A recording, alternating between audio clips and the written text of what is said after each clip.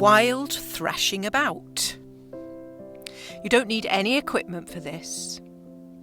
As we go about our daily lives, we're focused on what we're doing most of the time, not how we're doing it. The result is that we're quite unaware of small imbalances that have crept into our gait and other movements that serve to stress the joints, muscles and tendons in a one-sided manner. In the end, we are more vulnerable to injury because of this on the side that has become contracted. Start by lying on your back, with your legs bent and your feet flat on the floor.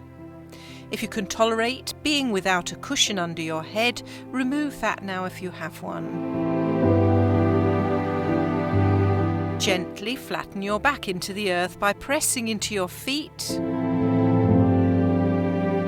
and arch it by gently pulling on your feet. Coordinate the movement with your breath now, inhaling as you arch and becoming present to how the exhale allows the breath to sink inside the body, which naturally lends itself to the movement of allowing the back of the waist to flatten against the floor. Whilst you're practicing this with your own breath rate, let me explain what we're going to be doing in our warm-up sequences today. We'll be doing a technique which Lawrence Gold calls the equalization technique, or wild thrashing about, in which you're going to pull all your awareness into how you control your extremities. You'll become acutely aware of how coordinated or otherwise you are. This is also a great warm-up to the rest of your yoga session today, in that you are forced to become introspective and observe your movements from the inside out, as well as allowing your shoulder and hip joints to become warm and prepared for further activities. Now inhale, and on the exhale, straighten your legs one at a time so that you are lying flat on the ground. Picture the ball and socket joint of your hip and the long and heavy femur bone sitting in its socket. Inhale.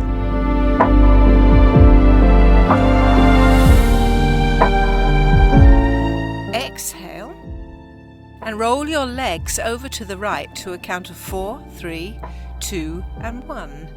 Feel that the thigh bone is rolling in the socket. Inhale, and on the exhale, roll them to the left for 4, 3, 2 and 1. See if you can involve your feet as well as your legs so that everything is rolling as far as it can. Notice if one leg is more obedient to the instructions you are sending it, and the other leg does the other leg lag behind or doesn't quite complete the movement. Let's try that again together. Inhale. Exhale and roll to the right for 4, 3, 2, 1 and hold. Now inhale, exhale and roll to the left for 4, 3, 2, 1 and hold. Now rest with your legs as they would naturally land, toes pointing outwards. Have you ever noticed that as you lie on your back, your feet and legs are externally rotated? But when you lie on your belly, the opposite is true. As your joints become more mobile, you may find that they are moving better. Let's try that again. Inhale.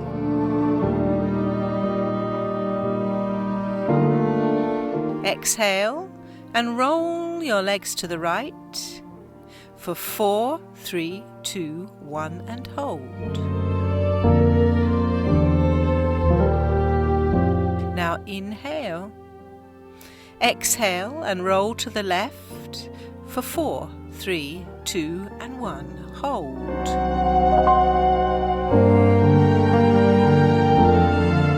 Now return your legs to their natural resting position. Let's move on to do the same movement with the arms. Have the arms 2 feet away from your body. Picture the ball and socket joint of the shoulder now as you inhale, and turn both the arms to the right on the exhale for 4, 3, 2, 1 and hold. Now one arm is externally rotated in the socket and the other is internally rotated. Which feels more comfortable?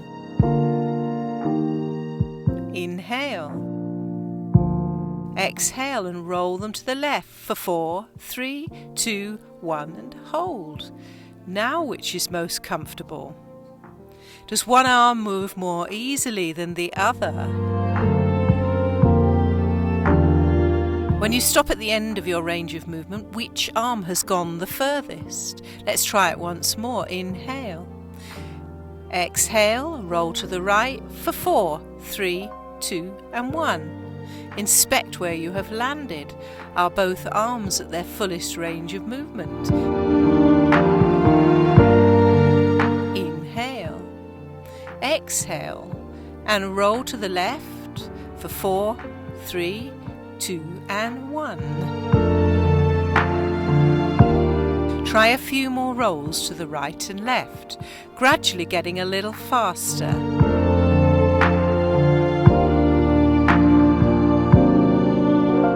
Now rest your arms where they naturally land.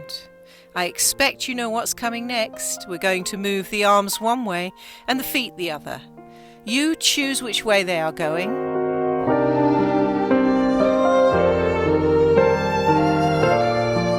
Inhale, exhale and roll the arms and legs in the opposite direction for 4, 3, 2, 1.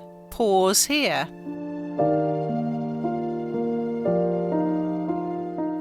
Check each arm bone and see if they've got their full range of movement.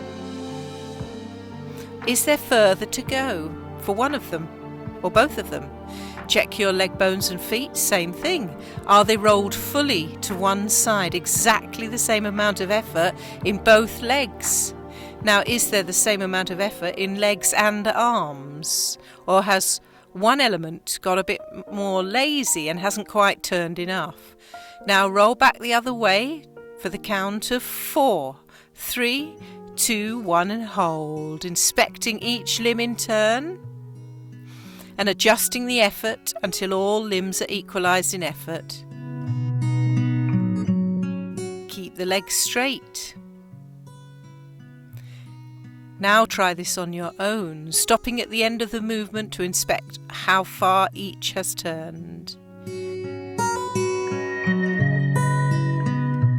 Equalise the effort of each limb. Notice how your buttocks are working in this action to bring about the leg rolling action. What else is working in your body to instigate this movement?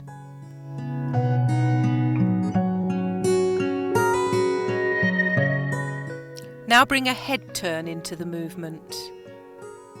After your next limb rolling action, turn your head to face the opposite direction to the legs. Equalise all effort, now introducing the effort of the turn of the head. Keep going, checking the effort at the end of each movement, adjusting them so that they are all equal.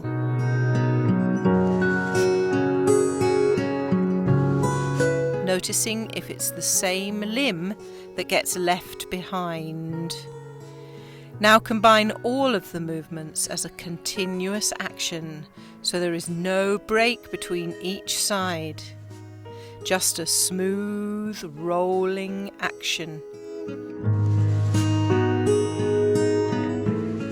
Include your head, gradually speeding up the movement as you become more coordinated and smooth in the action.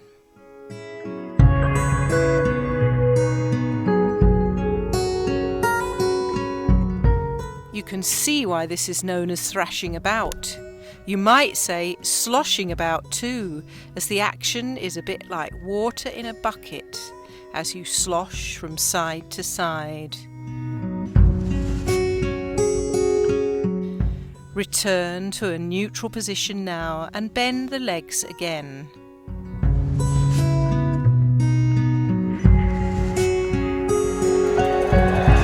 Do what feels kind and natural to the spine.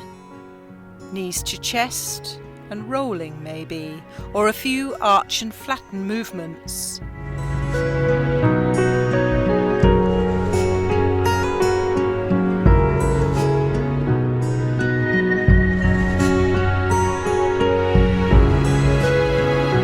Then rest in any position that works best for you.